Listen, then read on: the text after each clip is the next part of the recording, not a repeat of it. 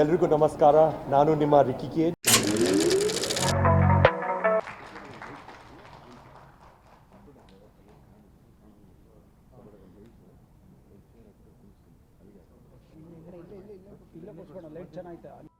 And so on and so forth. In that endeavor, we're thrilled to have a partner like Ricky and Ricky Cage.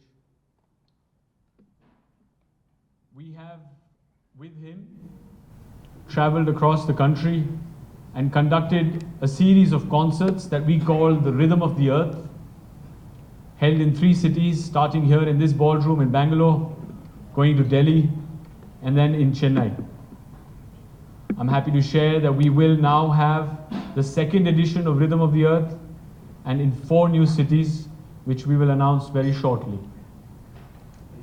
Currently, over yesterday, today and tomorrow, we are partnering with Ricky as venue partners for the launch of this most beautiful rendition of our national anthem.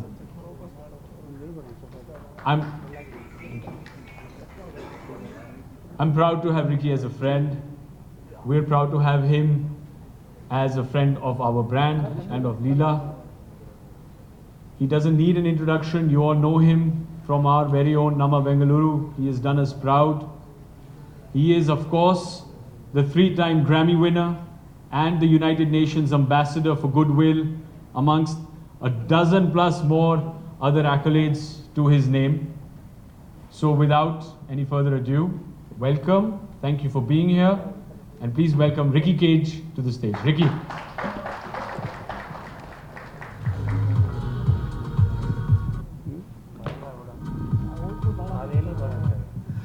ಎಲ್ರಿಗೂ ನಮಸ್ಕಾರ. ಎಲ್ರಿಗೂ ನಮಸ್ಕಾರ. No, you can respond. Thank you.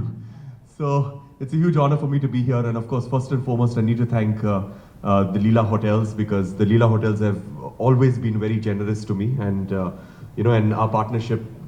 I mean, I hope it goes from strength to strength. So thank you to Madhav and the entire Leela team. I think a big round of applause to them. So now.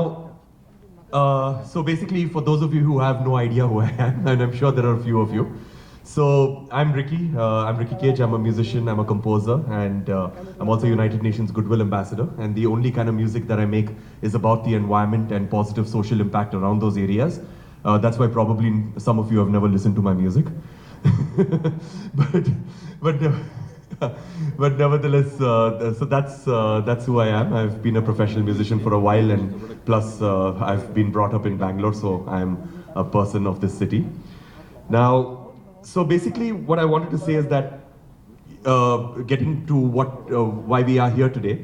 Now, all of us know that every single country on this planet has got a national anthem. Every country has got a national anthem. And in almost every country, the national anthem is sort of controversial.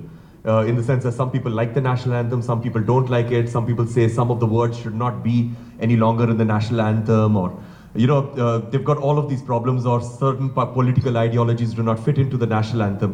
Whereas India is in fact one of the few, or maybe the only country in the world where the national anthem is absolutely revered. And across political ideologies, philosophies, cultures, traditions, geographic locations, every single person absolutely loves our national anthem, and I'm no different as an Indian.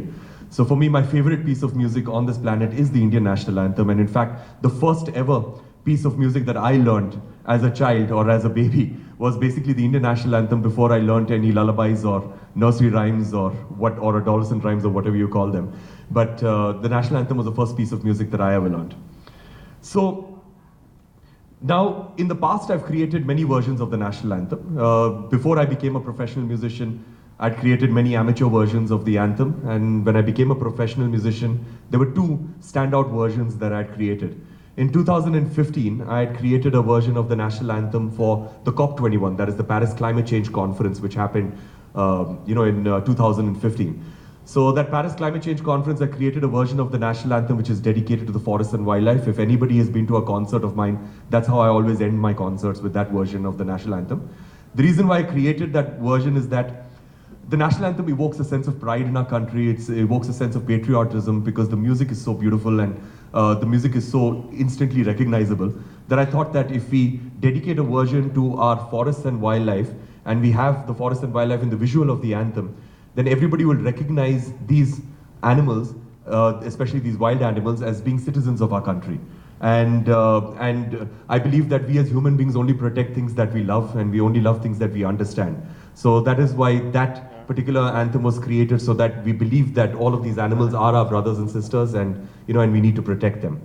So that was the version. It was launched at the Paris Climate Change Conference in 2015. Then I did another version last year in 2022. This was through my role with the UNHCR, that is the United Nations High Commissioner for Refugees. I do a lot of work with refugee rights. Now refugees, as we all know, forced to leave their country, sometimes with just the clothes on their back, sometimes under dire circumstances, dire threat to their lives. So they lead, that they have to go through severe trials and tribulations. And the people who are worst affected are the musicians, because the musicians find it very difficult to continue with their art outside of their country because they are busy surviving.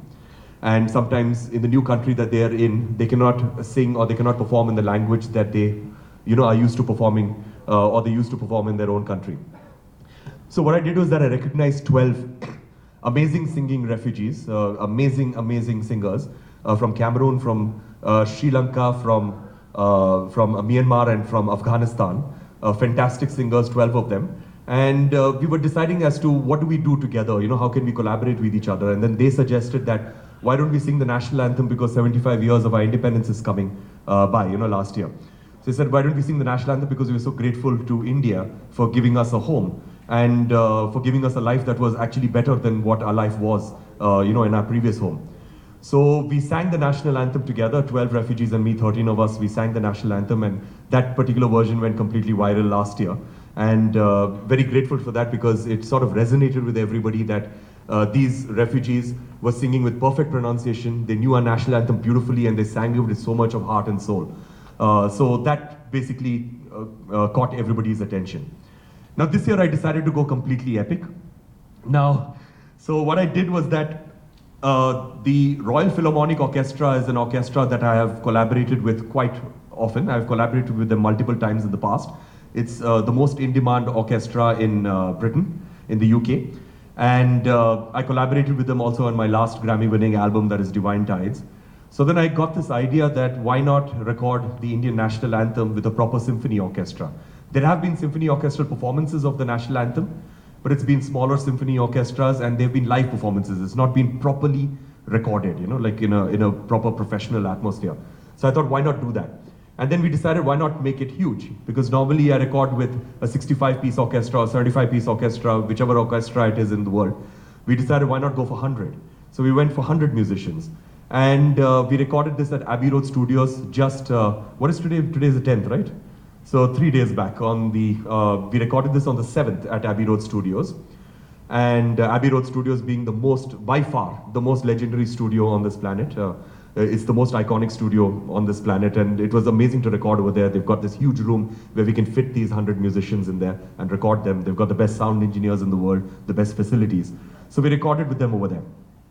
Now this is especially special because it is the largest symphony orchestra to ever record the Indian national anthem, #1. So that was really cool. The second thing is that obviously, on a joke that, the Royal Philharmonic is in on the joke, that because I had mentioned this just before we started recording, that you people have ruled us for over 200 years. So now it's time for you all to give us a gift of, so the best gift possible that the Royal Philharmonic can give us is to perform the national anthem. And this, they really took this to heart, and they gave me their very, very best when I conducted them. They gave me their very, very best. And in my opinion, even though I've performed with them so many times and I've worked with them, and I've heard numerous performances of them, I don't think they performed this well ever. So it was an absolute pleasure to listen to them and to record them. So now, without any further ado, I'm just going to play the version of the national anthem for you. My only request is that we cannot record this version of the national anthem. So if all the cameras can turn off your cameras right now, just as a sincere, humble request, because we need to release this with a lot of impact on the 14th of August at 5 p.m. So for everybody, 14th of August at 5 p.m. And of course, the other thing about this anthem is that it's my gift to every single Indian everywhere in the world. So there's going to be no copyright on it, no royalties, nothing. Anybody can use this anthem for whatever purposes they want. The only caveat is that you have to use it with respect. So that's extremely important, because if it is disrespected, then obviously I'm going to come in with with full force. But at the same time, if it's used with respect, if it's used for any event, or if it is used for your social media, you want to post it somewhere, do whatever you want with this anthem, because it is completely yours. The only thing is that try to use it with the dignity that is intended. So once the cameras are off, you'll find. So it is quite a few, because 100 musicians. So you have, so in an orchestra, there are different sections. We don't look at it as instruments. So you've got like a violin section 1, which is a bunch of violin players. Violin section 2, which is also a bunch of violin players. Then you have the viola. Then you have the cellos, and then you have the double bass. The cellos and double bass are the really big-looking violins. And then you have the brass, which is the metal instruments, the wind instruments. And then you have the horns. So we have 8 French horns, which is like, which is what gives it its huge sound. And then we have woodwinds, which is your flutes and stuff like that. And then you have your percussion section, and you have your choir. So basically, this is what is constituted this entire orchestra. Ricky, just And a harp, I forgot. Yeah, one harpist, yeah. I have a question here. So Yeah, Roman, yeah. First of all, congratulations. It's beautiful. We've heard so many Philharmonic versions, and this one it's very full. So Yeah. Congratulations on that. Thank you. Something that really stood out is the vocal piece towards the end is sung completely by non-Indians. Yeah. Irony is not lost on us. The idea that you shot it in UK and we had non-Indians singing it. So was that something you did on purpose? Like them celebrating the independence of India? In many ways, it's very evocative, to have non-Indian voices sing. Also similar to what you did last year. So was that something you consciously thought of, or? It's difficult for me to answer that question, because for me, the main reason why I had the voices was to bring out the bigness in the end. And I felt that the Jaya Hai was very important for us to incorporate that. And they got the pronunciations pretty quickly. Like, I'll be putting out a making of video soon. So over there, you'll be able to see that I just had to get them to, repeat the Jaya Hai about twice, and then they got the exact pronunciation, because the UK tongue goes to Jaya Hai. That's what they normally do. So I had to tell them that it's more like a J-U-Y-A, Jaya Hai, and they got it pretty much immediately. So it wasn't that it had to be a Western voice or a UK voice. It was that they were part of the Philharmonic. So basically, utilize that entire ensemble. So the voices, the way that I look at it is that it's not lyrical. I look at it as being part of the instrumentation itself. And it brings that, it brings a goosebumps moment in the end, with the voices, yeah. On that note, one of your previous anthems, Jaya Kannadathai, Yeah. are you planning to redo that anytime soon? Because I hope to, because I've already done 2 versions of it. I hope to do another one, and I perform it quite often on stage too. Super. Yeah. Thanks. Sure.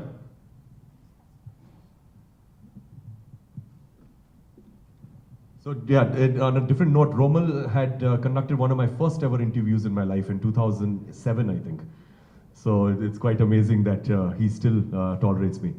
And he still has questions to ask. Congratulations, first of all. And Independence Day is around the corner, and I would like to congratulate for creating such a masterpiece, since I belong from a defense background of India. And I would like to ask you one generic question. Do you take pride after creating this masterpiece? I'm generally a very proud Indian. So I'm generally that way. So for me, the national anthem is sacrosanct, and it needs to have a lot of respect. And that's the reason why whenever I do a version of the national anthem, it's always the 52, 53-second version. I don't take liberties with the national anthem. So even in this one, even though it is as creative as I can get, I'm not taking liberties with it. I'm not slowing it down and and changing the melody and all of that stuff. I'm keeping the melody intact, because for me that is absolutely sacrosanct. And for me, I do not want to deviate from that at all. But yeah, the thing is that I guess right now I've not had a moment to sit down and revel in this and take some pride in it, because it's been non-stop action since because I landed in Delhi.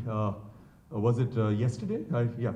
So yesterday I landed in Delhi from London, and yesterday in the morning, and then I had a similar press conference. No, it was Mumbai. Sorry, yeah, yeah. So I landed in Mumbai yesterday, and I had a similar press conference over there in the afternoon, and then in the evening I had a concert in Mumbai, and then I landed over here in the morning, And then I had some engagements in the morning, and then now I'm doing this. So basically, I'll probably get some sleep only after this releases. But the thing is that since there's no major label support for this, and it's not like this is with a T-series or something like that. It's basically completely 100% self-funded. There is no corporate entity involved. Only the generosity of people like Leela, for doing these press conferences, but no corporate entity is involved. There is no branding involved, zero branding on this particular thing. So the only way we can get this spread far and wide is everybody chip in, everybody posted on the social media. As I said, that I do not want it to be like it's on my YouTube and all of y'all share a link, or it's on my Instagram and everybody share a link or whatever. Please share it on your own social media. That's what I want it to be. And even if you want to have a note before it, like have a short video of you describing the anthem and then do the anthem, that's also totally fine. But just try to spread this version of the national anthem far and wide so that this becomes sort of like a definitive version and not what is played in the theaters today, So. Absolutely. You have made us proud before, and you will be doing that again and again. Now, talking about defense, we've done quite a few concerts for the army. The greatest concert, at least what I consider to be the greatest concert of my life, was in Kargil Divas, celebrating 20 years of Kargil Divas in 2019. Okay, I have a short note to add to this. My father is a Kargil war veteran. Wow, so, amazing. I come from that background. So I know what it means to listen to the Indian national anthem. Yeah. Every time I listen to it, it gives me a lot of goosebumps. Yeah. And right now, you're saying just the right thing. Thank you so much for creating So this. Kargil Divas, we had performed for celebrating 20 years of Kargil Divas, and we did this performance in Leh at an elevation of 12,000 feet with the Shanti Stupa as my backdrop, with 12,000 army soldiers wearing uniform in front of me as my audience, a 2-hour concert.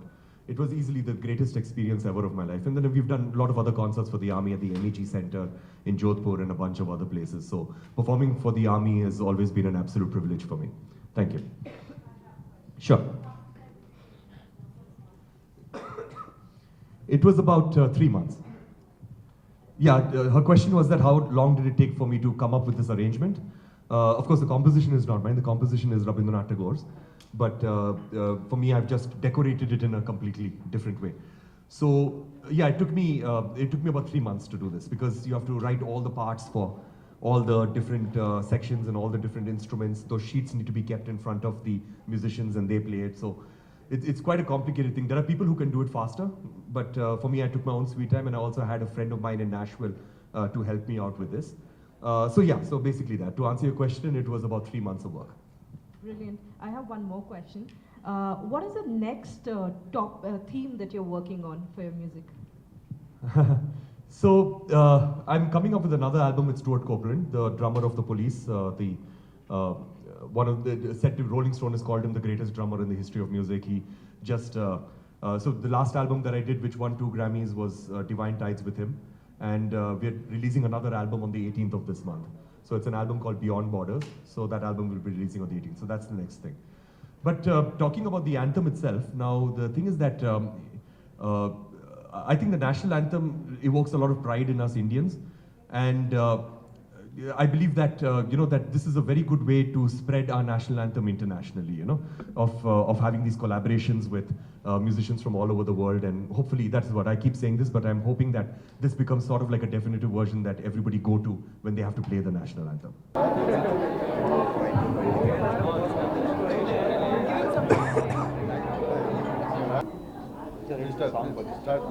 Okay, rolling? Okay. Yelrigu Namaskara, Nanu Nima Ricky Cage, and I'm very, very honored to be over here to present my version of the Indian National Anthem, which is going to be releasing on the 14th of August. That is the eve of Independence Day at 5 p.m. So this version of the National Anthem, I'm really proud of it. I'm really thrilled to actually present this, because it's recorded with the largest symphony orchestra to ever record the Indian National Anthem. That is a 100-member symphony orchestra. Now, the symphony orchestra is the Royal Philharmonic Orchestra from Britain, from the UK. And of course, all of us know that, that Britain has ruled us for over 200 years. And it's nice to have an Indian composer actually conduct the Royal Philharmonic Orchestra, the most in-demand orchestra in the UK, a 100-member orchestra, performing our beautiful Indian national anthem. It showcases a new India, and it showcases how India is going from strength to strength as a country and making a difference in this world and taking leadership. So I hope everybody enjoys this version of the national anthem. Again, it's releasing on the 14th of August at 5 p.m. So when you see this version of the national anthem, please share it. It's a gift to everybody, every Indian, everywhere in the world. There's no royalties, there's no copyright, anything. Use it for whatever purposes you want. Post it wherever you want. Spread it wherever you want. Let's spread this national anthem far and wide and showcase a new India to the whole world. Sir ಯಾವ ಕಾರಣಕ್ಕೋಸ್ಕರ ಅಲ್ಲಿ ಹೋಗಿ record ಮಾಡಿದ್ದೆ? It is about 3 months. It took from the time I recorded it. I started conceptualizing it about 3 months ago, and then 3 months I was writing the arrangement because it's a beautiful composition by Sri Rabindranath Tagore. So I took that composition and I decorated it beautifully with a 100-piece orchestra, and that took some time. It took about 3 months, but the recording only took 3 hours. That's it. In 3 hours the recording was over. Sir ಯಾವ channel release ಆಗ್ತಿದೆ? August 14th, many channels. So it is not like it's going to release on one channel, everybody has to share it from that channel. We're just going to give it to everybody can post it everywhere. So hopefully it will obviously be on my channels, that is my Twitter, my Facebook, my Instagram and my YouTube. But at the same time, it will not only be on my channel, it will be on many channels. Special celebrity ಯಾರು ಇದಾರಾ launch ಮಾಡ್ತಾರೆ? Huh? Any celebrities are there to launch this? No celebrities, because this is a public movement, you know. So that is what we want, everybody to share it. We don't want only celebrities to be sharing it. ಯಾರಿಗಾದರೂ ಕೇಳಿಸುವಂಥ ಪ್ರಯತ್ನ ಮಾಡ್ತಿದ್ದಾರೆ ಇದನ್ನ ಇದಕ್ಕಿಂತ ಮುಂಚೆ? I can't hear you. Have you made this song to hear someone else, celebrities or something else? No, I just made it. The song was ready only yesterday, so I've just shown it to a few people. Now you can show have it. any plan to show? You show it because it is your anthem also. It is everybody's anthem. It's not just my anthem. So if I would be very happy and I would be very grateful if you can show it to some celebrities and get them to post it. I will thank you. Thank you, sir. Thank you so much. Thank you.